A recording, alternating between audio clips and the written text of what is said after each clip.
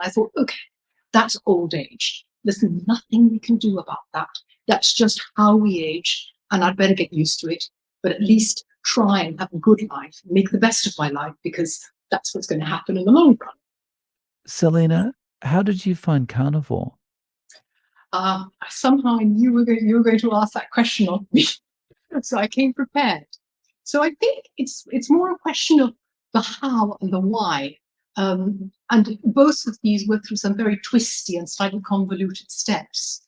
Um, Unlike some of your wonderful interviewees, people that you've interviewed on the channel, I don't really have any, dreadful thing that has made me so unhappy that has driven me to find carnivore as a way of solving my problems.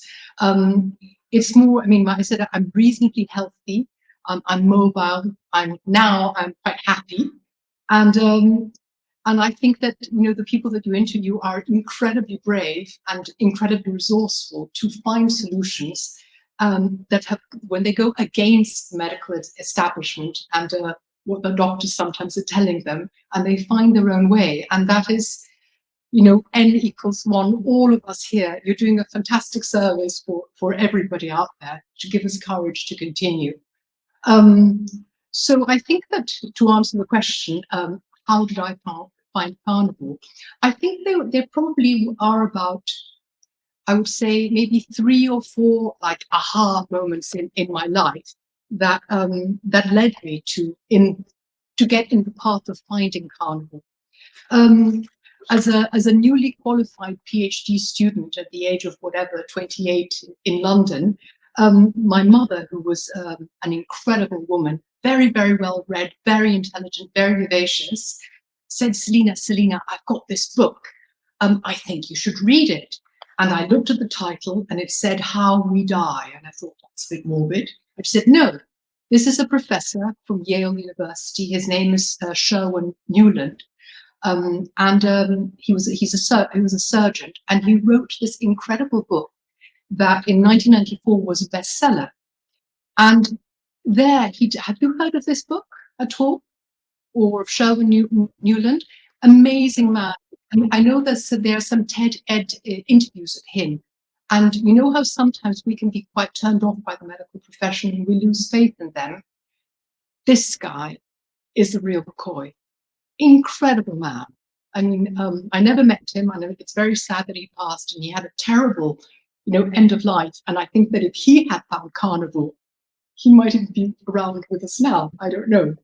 But one of the things that the book is all about, the diseases of modern life and how we die. And it was really at that age 30, that I was confronted with my own mortality. I hadn't considered it before. I thought, no, I'm going to be here forever. Happy-go-lucky. I'm going to get on with my life. But he talked about the horsemen of the apocalypse, what it is that takes us all away in the end. And they haven't changed in 30 years. It's still the same culprits. There was stroke and heart disease, so cardiovascular disease. There was diabetes. He talked about Alzheimer and dementia, which now we know are part of metabolic syndrome, and they can, in fact, they have a common cause. So I can understand why they would be taking us away. Cancer, of course, big killer then, big killer now.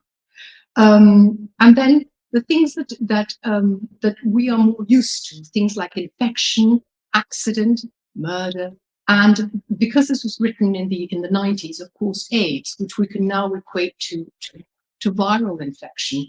And many things have got better in during this time. So in my arrogance, youthful arrogance, I thought, I don't only need to worry about, the ones associated with aging, because, modern medicine, it's wonderful.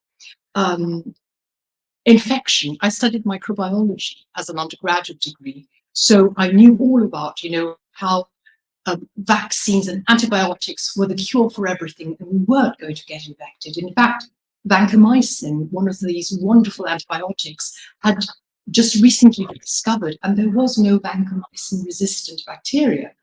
I don't think I'd even heard of MRSA, that's methicillin-resistant Staphylococcus aureus, I think. And so, and I knew that AIDS, which was one of the topics that the book dealt with, we were going to sort it out. There were going to be medicines and education of the public, and maybe some changes in lifestyle, and that was going to be cured as well. We know that viruses come out of nowhere and sometimes take many of us away. And then there was cancer. Luckily, I worked on cancer for 13 of my research scientist days. So I was all gene therapy for genes. We were going to find we had the result from I think it's chronic myelogenous leukemia, CML. And this was a completely, at the time, curable blood cancer. You give these people a tyrosine kinase inhibitor, a drug, and they would get better. This was miraculous. So I thought, yes, we've sequenced the human genome. We know which are the oncogenes. We can make molecules that will target these genes. And hey presto, we will be cured. But unfortunately, that hasn't been the case. And of course, then there were the other diseases that he talked about, like the cardiovascular, the diabetes, the neurodegenerative disease. Well, okay, that's old age. There's nothing we can do about that. That's just how we age, and I'd better get used to it, but at least try and have a good life, make the best of my life, because that's what's going to happen in the long run. Now, of course, we know that that's not the case. We can do something about that, and this is why I'm on Carnivore now. Okay. Then there was the second aha moment. And this happened in about 2006. So several years later, I was still working as a research scientist, now in the Medical Research Council Clinical Sciences Centre in Imperial College in London. And we would have these science retreats where just all of the science workforce would collect together, and we would talk about our results and any breakthroughs. And I was so impressed with one talk. It was Professor Jimmy Bell, and he worked in the metabolic unit. And greatly charismatic man, just incredible gift of speaking. And I was mesmerized by this talk. I mean, I'd seen him in the corridor, I'd met him lots of times, but this was a beautiful speech. And he coined, I think he probably is the person who coined the word Potofi, thin on the outside, fat on the inside, which is a typical term of phrase that he would have. And he showed two side-by-side images of two adult males with equivalent BMIs, that's body, so subcutaneous fat. They weighed about the same in terms of their proportions. They probably were very, very similar. One had what we now know as metabolic syndrome, and the other one did not. The one with the metabolic syndrome had very little subcutaneous fat, but inside his body cavity, he had a fatty liver, and he had lots of visceral fat. So around his organs, his kidneys, his stomach, and this was beautifully highlighted in the images. You could see the white masses, which were the fat, and the liver, which should have been sort of a pale, slightly darker grey, was much whiter in the guy with metabolic syndrome. So this was fatty liver disease, non-alcoholic fatty liver. And these guys had the classical hallmarks of metabolic disease, the trophy. He was on his way to having type 2 diabetes if he didn't have it already. He would have had, a reasonably high hemoglobin A1C and maybe high blood pressure. Suddenly, I would have thought that these are the types of guys that just, they're running because they're all very fit and they're all very happy, and they're going for a run, and then suddenly, they're not with us anymore. And that was scary, because I looked in the audience around, I looked at my husband, and I said, ooh, I've got a feeling you might be a Tofi, which of course he simply laughed his head off and said, no way, I'm in perfect health. But you get to recognize the signs, the slightly wider middle, the gentlemen or ladies who like to get a little bit podgy around the center, the belts don't meet. And but what was the advice given? So how do you overcome this metabolic syndrome? This was 2006, and I think that the answer is that today is exactly the same. Eat less, move more. My partner, my husband at the time, of course, was fat-free, absolutely fat-free. He ate very frequently, lots of carbohydrates, lots of food, and exercised like crazy. He would run for England. He was always running, which was great because it was a great de-stressor for him. I don't think it really helped with that. So that's when I sort of thought, okay, something to bear in mind. I was already beginning to put on a little bit of weight, actually quite a bit of weight. I'd already had 2 children by that time, and I was not the slim little, thing, very healthy and very nubile that he'd married, whatever, many years before that. So the last aha, which is actually the saddest, was some years back. As I said, my beautiful mother was hit by so many different diseases, which I don't know how many of them would have been preventable and how many not. She had poor mobility because of botched knee replacements and foot surgery for bunions and toes, hammer toes. So these were operated, and she became wheelchair bound. She had several falls, don't know through osteoporosis, but she broke her wrist, so then she couldn't even walk on crutches. So she was wheelchair bound. She had suffered from acute depression for many years, and the cherry on the cake was Parkinson's disease. So then her life became quite limited. Add to that pulmonary thrombosis, and I'm trying to think, why did all of these things happen at the same time? And I just think that even though her mind was clear, she was perfectly herself, her end of life was not as she would have wished it, and it's not as I would have wished it. I was very lucky that I came back home to Peru, and I was able to spend her final last year with her, and we spent so much time together laughing and having a good time. But I could see that life had taken its toll, and my mother was a yo-yo dieter. She was very happy to go to doctors and to take prescribed medication of all kinds for every eventuality. Maybe they contributed, maybe they don't. They have no way of knowing. So this was really the moment when I thought, yes, we definitely are what we eat. I'm not really sure whether it's we are what we eat or we are what we burn, but it's our lifestyle. We have to take responsibility for ourselves if we don't want to have, a terrible end of life. I want to be able to have fun and to be fit and not be a burden to my children. I want to be able to be very annoyed, the annoying grandmother. I hope that's what I want to be, the annoying grandmother that gives them all a really hard time and just has fun all the time. So we know that drugs don't cure anything. Modern medicine, unfortunately, is targeted to our symptoms. We no longer have. I feel, in a way, I feel sorry for doctors because they go through this arduous training, and they are a little bit under the power of whatever institution or body regulates them, and they can't tell you what they should tell you, which is how to get better rather than just how to get sicker.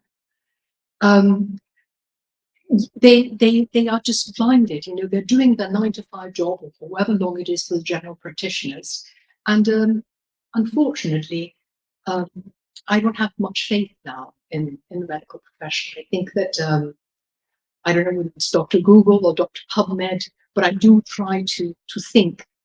And I have to say that I've avoided the medical profession for a very long time. So if you ask me what my hemoglobin A1C is, or what my triglycerides or LDL HDL ratio, I won't be able to tell you because I haven't had it tested.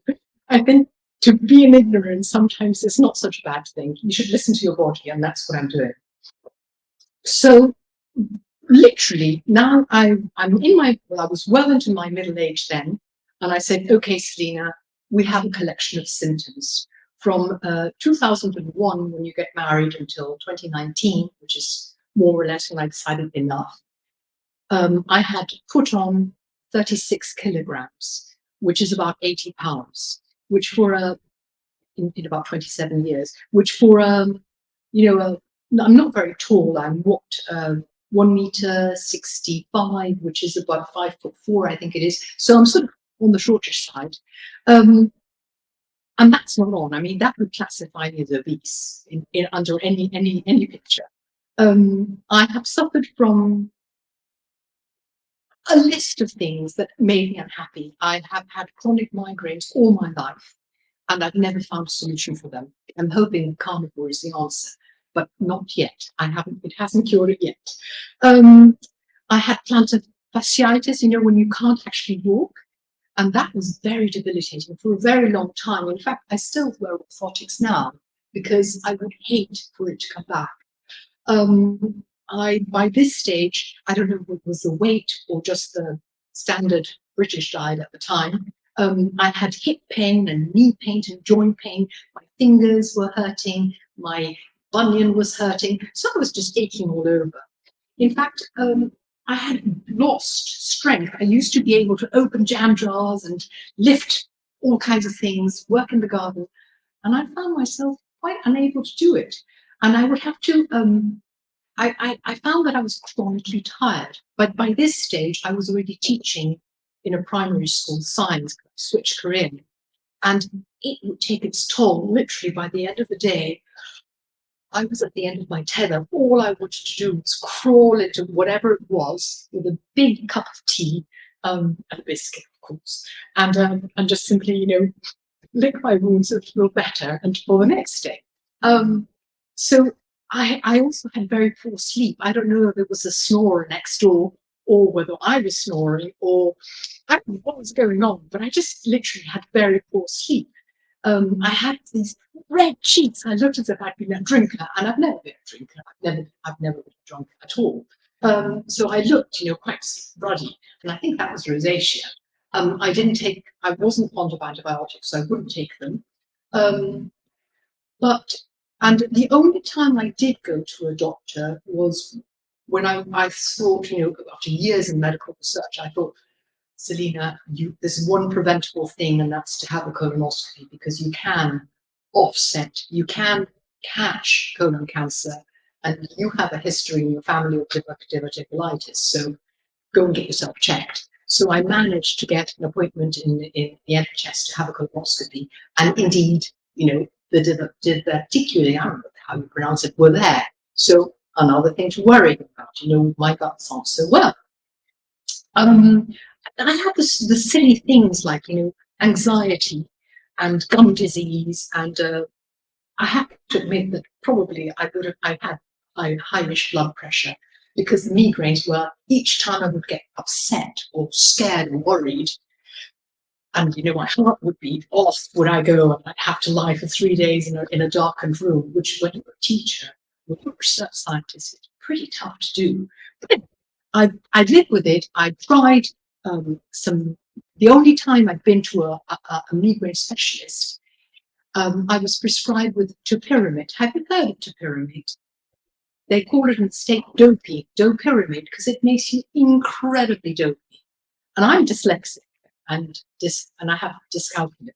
And it literally, I couldn't drive, I couldn't speak, I couldn't count, I could hardly function. So I said, okay, maybe these prescribed medications aren't any good. I'll just carry on with my paracetamol and hope for the best. So yeah, that's the way it is. So I have never really dieted before.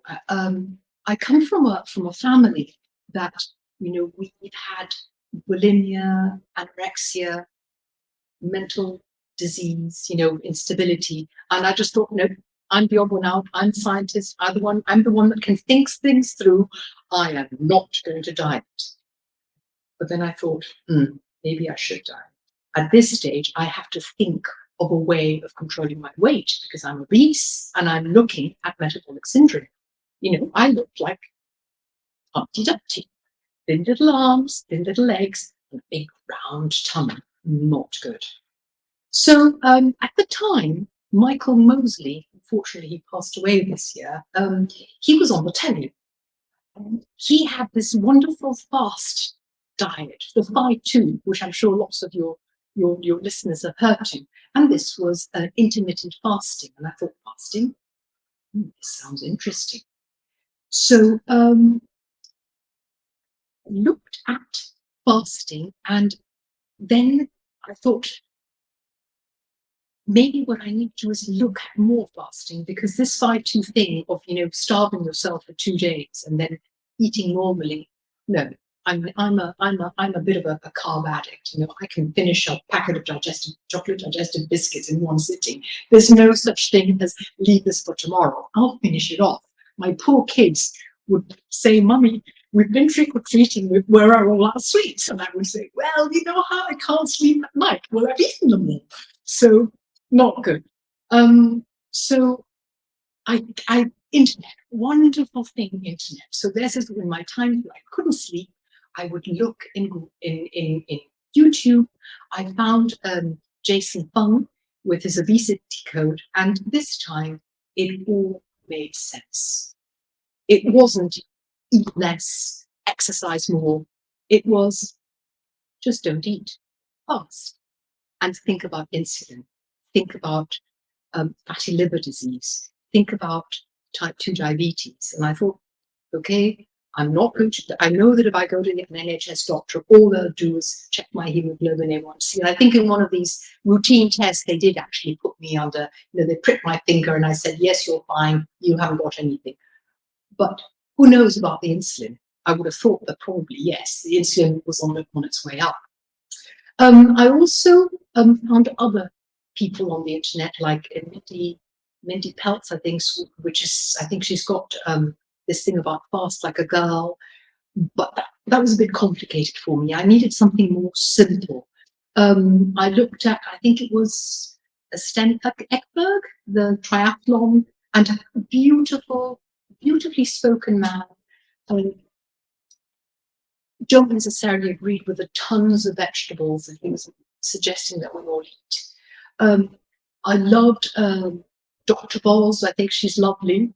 And I looked at Elizabeth Bright because, at that age, I was already into menopause and feeling pretty awful. And I thought, okay, iodine and fat, that's good. I never feared fat. I always had butter, while, my other half was into olive oil and no fat, skimmed everything. I like my fatty meats. I've never been scared of fat, and I came from a family that we were supposed to eat everything. It was very, very rude not to eat your food. But I hated carbohydrate. I hated bread. So I would be given a sandwich in a Tupperware, just filling. Didn't like the bread. But I think that the sort of the penny dropped by, like most of the people that you interview, by watching that Joe Rogan interviewing Jordan Peterson talking about Michaela, his daughter, and I said, "Oh, pure carnivore. What about fiber? What's going to happen?" But then I watched Michaela Peterson's TED talk, and I was sold. I thought, this girl, poor thing, she's been through hell, and look at her, she's got health back. So Rob Cyrus as well for a while, the carb addiction, whatever his name is. And of course, the lovely Dr. Ken Berry, who I just think is amazing. I mean, he is just wonderful. I also I followed Zoe Harcum. She talked about, she solved my fiber questions. And I understood then that, the food pyramid, which as a primary school teacher, I should have taught to the year 3 children, which is when in the curriculum they're supposed to know about my healthy plate. I refused. I said, I'm really sorry. I just can't I can't, I would sleep even less at night knowing that I was influencing these children to think that, 3/4 of their plate or whatever it is had to be cereals and bread and they should eat as frequently as possible. And no, they should be eating fat, meat, and maybe a few vegetables at the time, but none of these, tons and tons of cereals. I bought Robert Lustig's book, Metabolical, because again, I like the science and I like the way he speaks. I don't agree with, some of his whole food, the vegetable side of things, but he's doing he's doing the right thing. He's helping people, making us aware of how to become healthier. And I watched also Dr. Unwin and his wife, the amazing work that they've done in the UK for reversing, another brilliant, kind, humane, a wonderful doctor who said, okay, I'm going to go against what the standard is, and I'm just going to advise people to perhaps try and reverse their type 2 diabetes by changing their diet. That's all he had to do, and success just speaks for itself. And Ben Bickman, another great YouTuber, professor, greatly charismatic, and so knowledgeable. And yes, he's a fat scientist. He's not fat himself. And he's just, I love the way that he explains the science. I'm very interested also in Thomas Siegfried. He's the doctor that believes that cancer is a metabolic disease. And I think that, after years of having worked on the molecular side of the gene and the epigenomics, I don't know. I actually think that I would approach that should things ever happen that way. Sorry, my little dog is making a racket. So I was sold on keto and fasting. So I started this and I tried. And yes, I would lose between 5 and 10 kilograms. I would fast, or I thought I can do this, I can stop eating. And it would trigger the most horrific migraines. As soon as I would get into the keto flu, the triggered migraines would just be horrific. And they literally would send me to bed with nausea and vomiting. And I didn't seem to be able to understand that I needed electrolytes. So I would try and have some salt, and I would try and have some, the kosher, no, the low salt, the one that is potassium, and I would have some magnesium, but it didn't seem to do the trick. So I just thought, this isn't getting me anywhere. And by 2022, I'd made the decision that enough. My life in London was miserable. I was very, very unhappy, very depressed, huge anxiety, a permanent knot in my throat. I had an aged mother who wasn't doing well. I was going to come back home. And I came here. And I said, this is an opportunity now, Selina, to take your health into your own hands and be accountable. Stop, pontificating and procrastinating, and actually do something about it. Try harder. So I went into a keto carnivore. I would still have the odd vegetables and things, salads, and I roped my sister into it too. So my sister came in for the ride, which is great because if you have a partner, it always helps. And I would take iodine, and I would have lots of fat, and I would have my supplements, potassium, magnesium, sodium, and apple cider vinegar, because of course I didn't think that would hurt. And that actually worked as a bit of an appetite suppressor. And over a course of about 3 months, I lost about 17 kilograms, which is about 37 pounds in imperial. And but unfortunately, I would still fall off the wagon. So I stayed at that slightly lighter weight for all of 23. And I found that I just was doing much, much better. My anxiety vanished. No longer had that wonderful day I woke up and there was no knot in the back of my throat. The terrible Achilles tendonitis that I would have, that I would crawl out of bed and walk, and I had to hold onto the banister to get downstairs. And my knee pains, my creaky knees, my awful ankle pain, my tendons, inflammation. Inflammation had gone down with this dirty keto carnivore. I was able to walk up to between 8 and 10,000 steps, which was infinitely more than I was doing when I was living in London. My rosacea went. I was just feeling infinitely better. Migraines still sporadically, but they had changed. I think they're more like menopause, and I know it's late in the day to have menopause, but apparently the two sisters, we had very late menopause, so I'm still going through the change, and I get very hot and flashy, and I have these crippling, almost like whole head burning migraines, which are different from the half a head migraines that I've suffered from all my life. So the migraines, I think, still need to improve. The gum disease, the receding gum. So you know how they say you get long in the tooth. Well, I'm hoping that will improve with some time. And because I'm now living in an equatorial region, very, very strong sun, I really do hope that with this colouring that I don't get sunburnt, because I don't like putting all of those sun creams or just staying in the shade.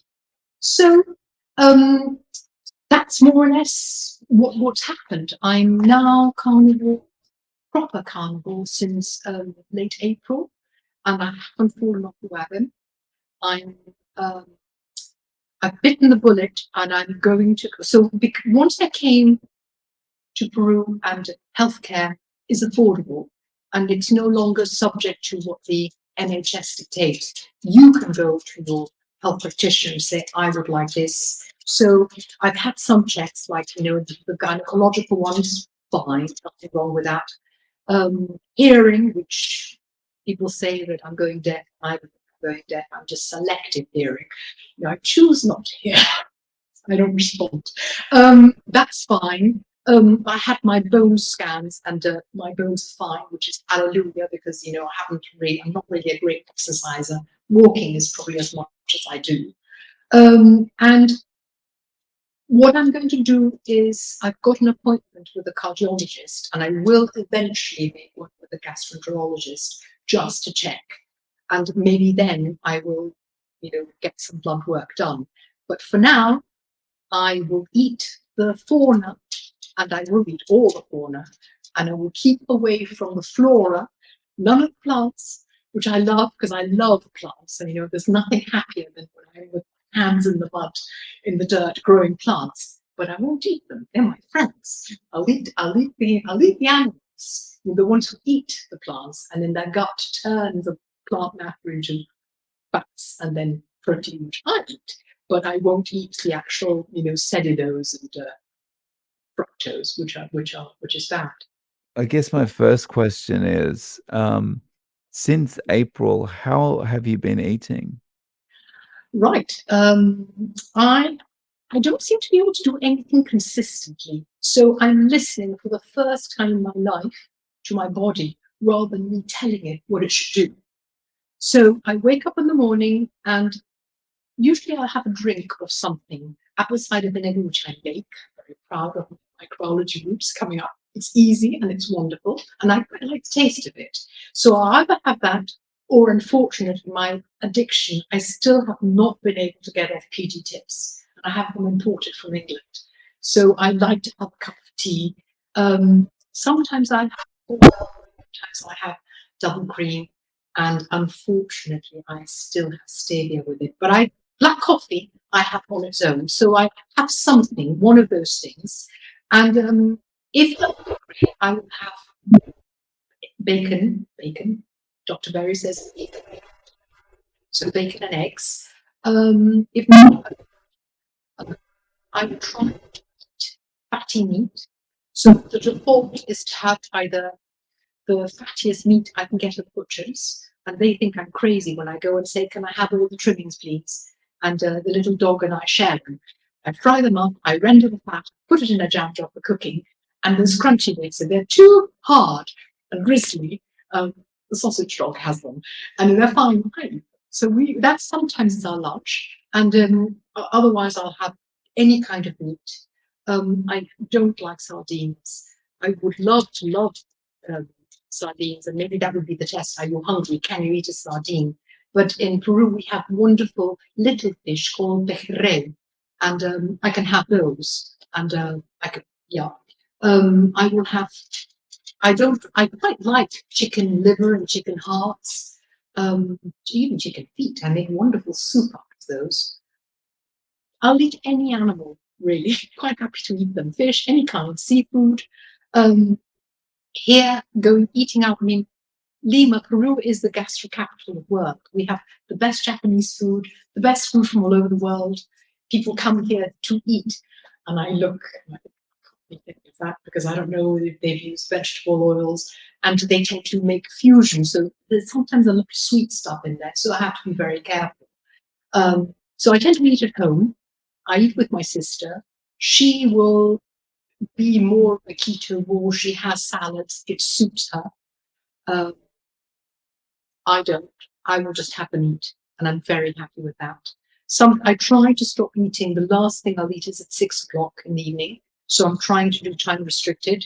And my idea is that I end up, being able to do a prolonged fast, uh, a week at most, maybe once or twice a year, because I think that autophagy is important. And if you lose too much weight and you get all this loose skin, it has to be able to tighten up. And I have a whole bunch of friends who are, I look at them and I have to keep quiet. Sometimes I'm not very good at keeping quiet, but I think that the proof has to be in the pudding, and they have to see that. They have to see that what I say works. I can't just preach when I'm still not all that healthy. I have to be better, and I think I might be believed better, more then. And so, your husband hasn't been swayed by carnivore? Unfortunately, that marriage broke down, which is part of the unhappiness and why I ended up coming here. I've got the two most amazing children. They live in London. But as far as I know, that's the problem, that we weren't talking to each other, we weren't listening to each other. And I have no idea. I wish him well. But from what the children tell me, he's much happier now. So I hope that that is a reflection to a better diet. My youngest, we talk carnivore quite a bit. He's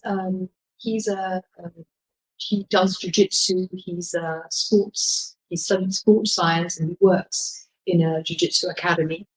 And he absolutely loves it. He's into all unpasteurized milk, as much meat as he can get, but he will have some carbs.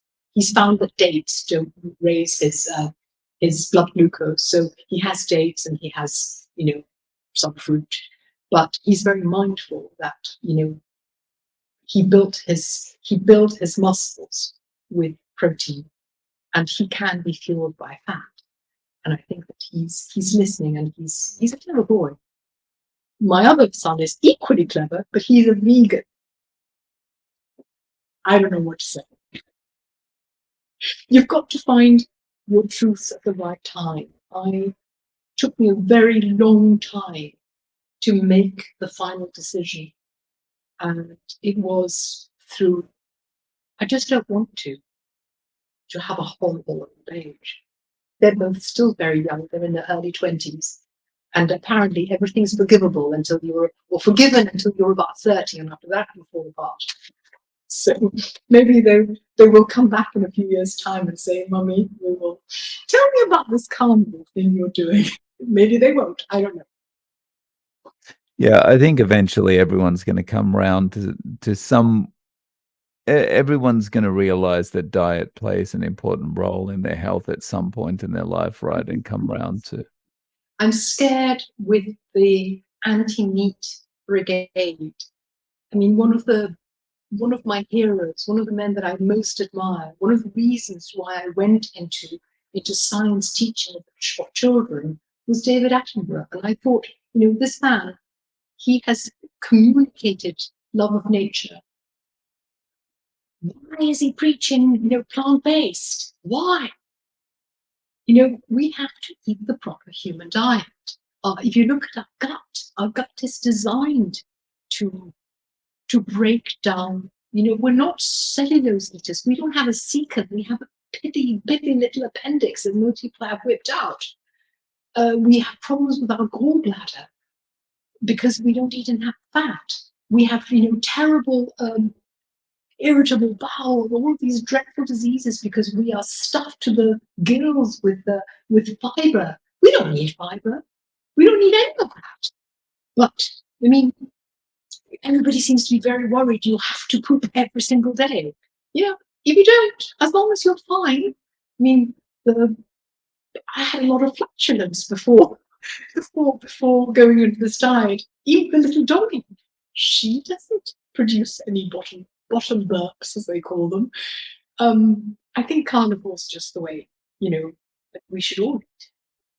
So you mentioned your migraines. Has that improved at all since you've been strict carnivore since April?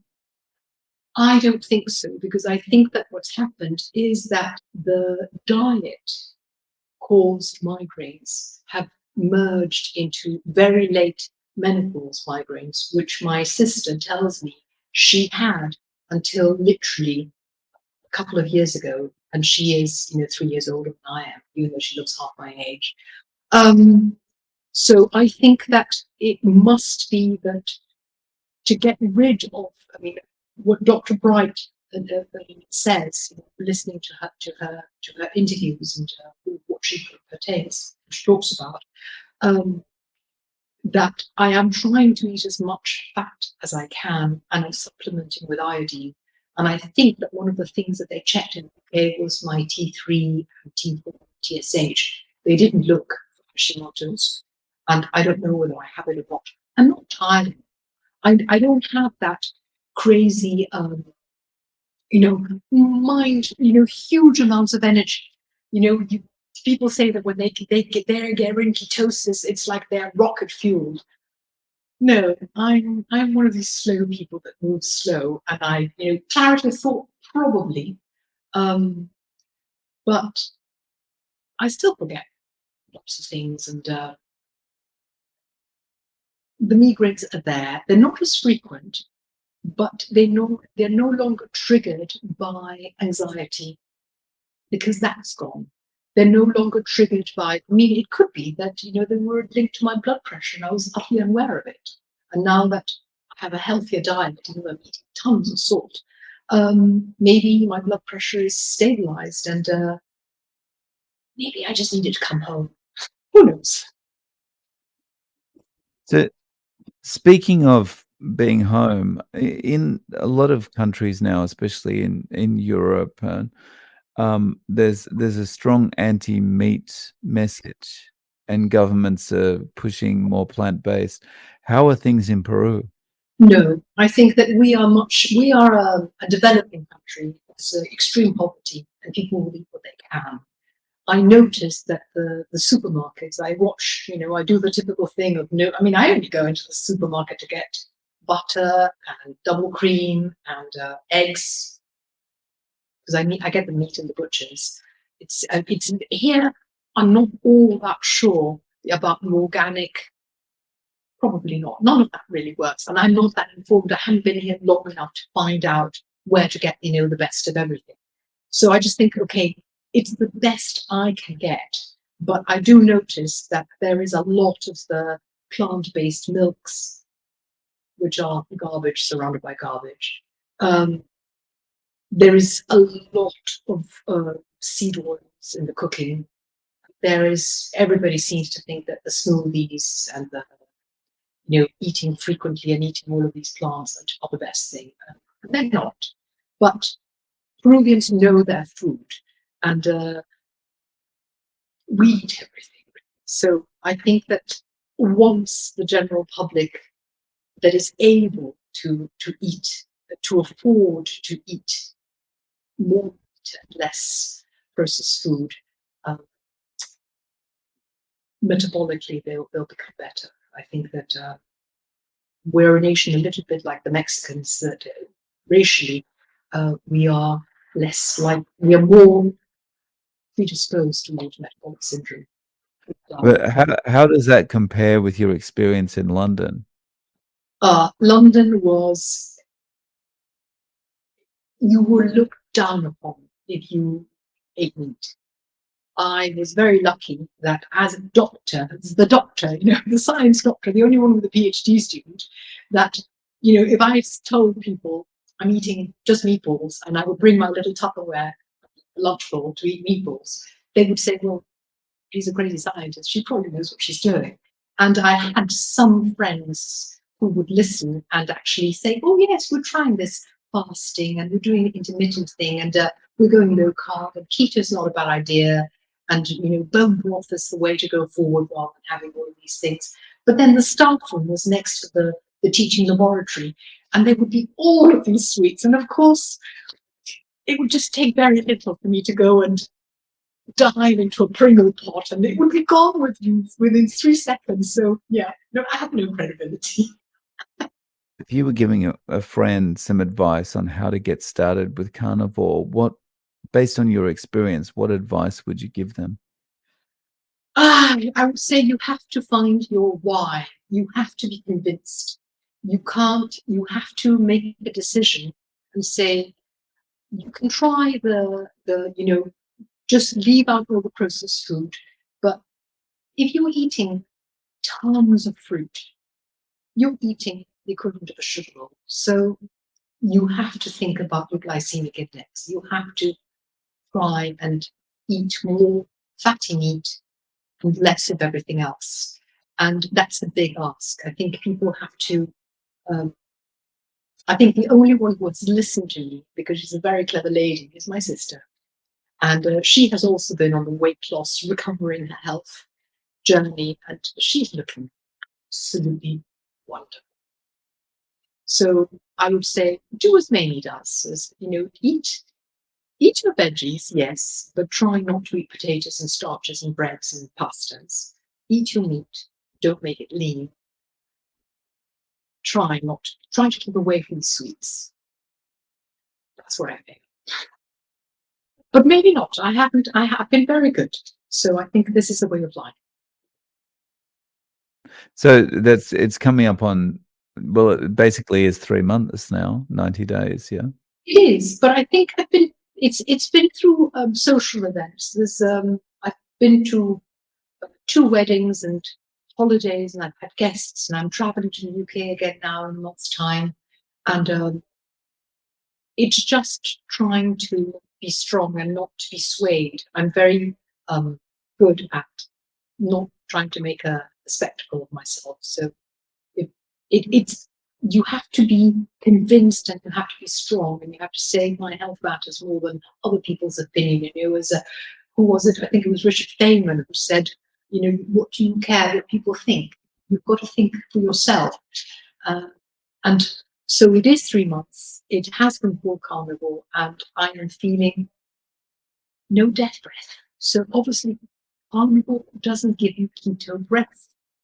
It helps you, I feel just better all round. And I think that this is it's a way of life. It's not a fad diet. It's not a way of getting lean. It's a way of dying well.